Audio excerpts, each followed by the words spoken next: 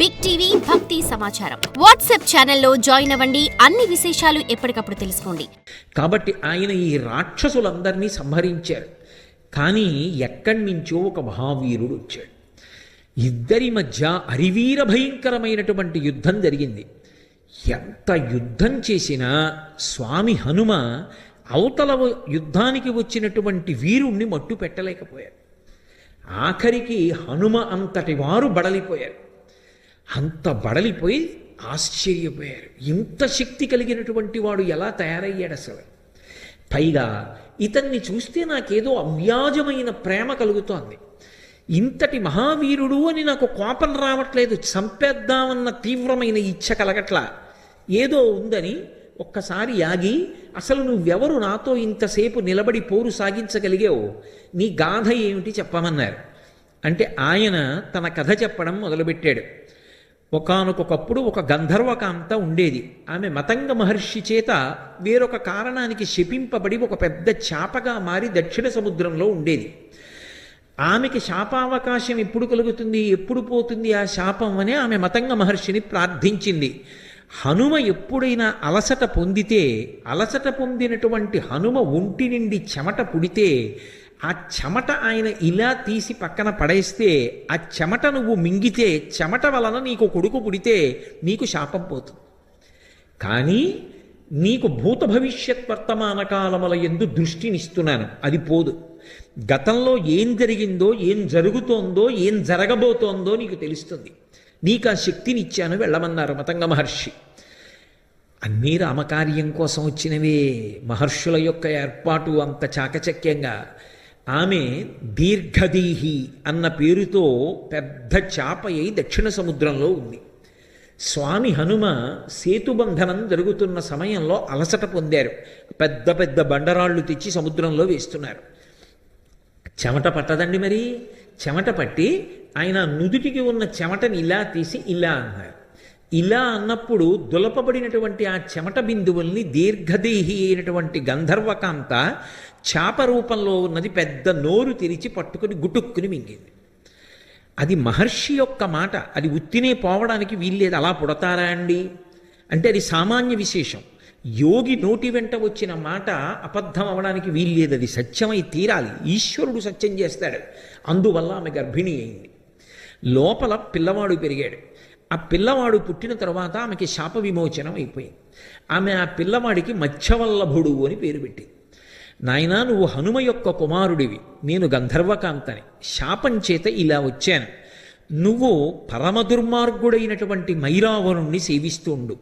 దానివలన నీకొక ప్రయోజనం కలుగుతుంది. నీ తండ్రి దర్శనమవుతుంది.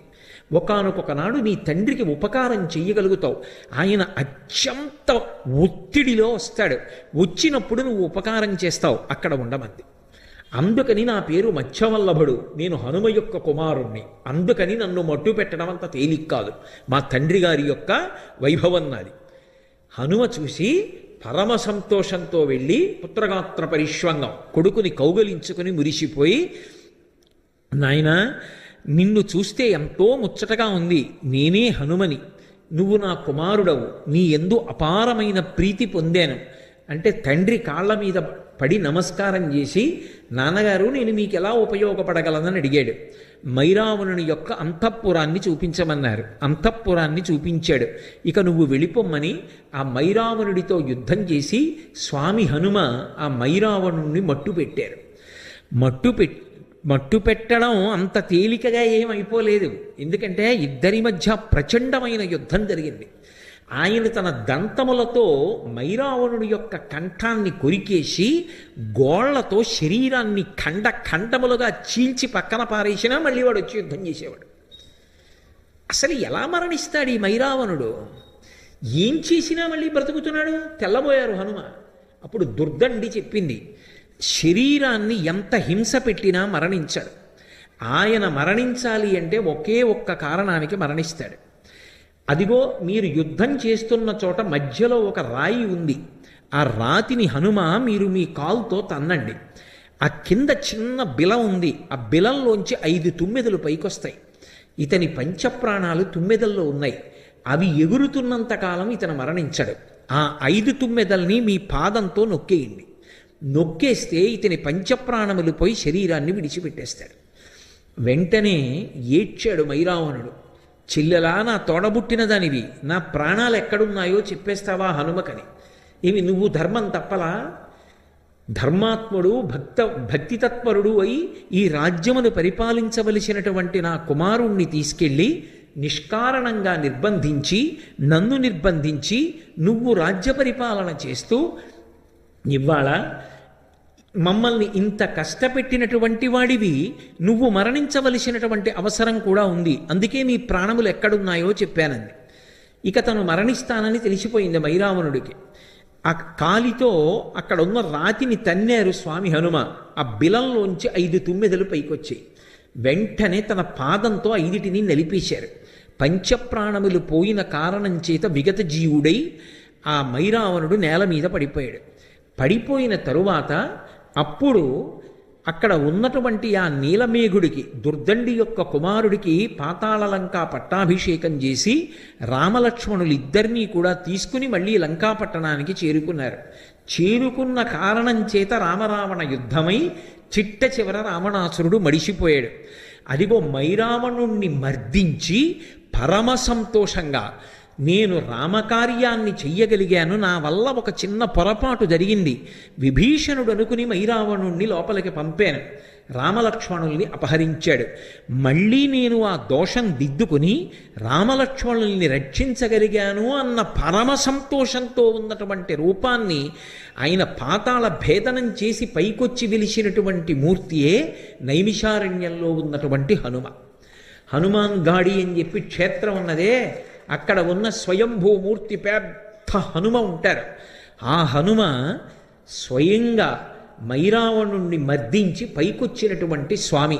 ఈ మధ్యకాలంలో మనందరం నైమిషారణ్యం యాత్రకు వెళ్ళినప్పుడు ఆ హనుమాన్ గాడిలోనే ఉండి ఆ క్షేత్రంలోనే స్వామి హనుమ పాదాల చెంతన కూర్చుని మనం ఒక రోజున రామనామ సంకీర్తనం చేసి వచ్చేటటువంటి అదృష్టాన్ని మనకి కటాక్షించాడు.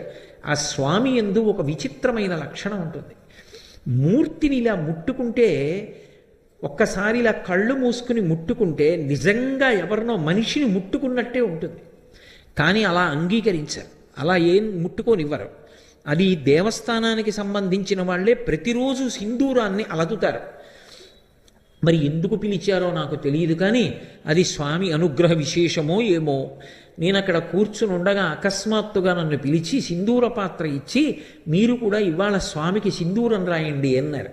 ఆ రోజున హనుమాన్ గాడిలో స్వామి శరీరానికి సింధూరం రాస్తూ ఉంటే నేను అనుభవించినటువంటి ఆ స్పర్శ సుఖం నా జీవితంలో నేను ఎన్నడూ మరిచిపోలేనటువంటి అనుభూతి.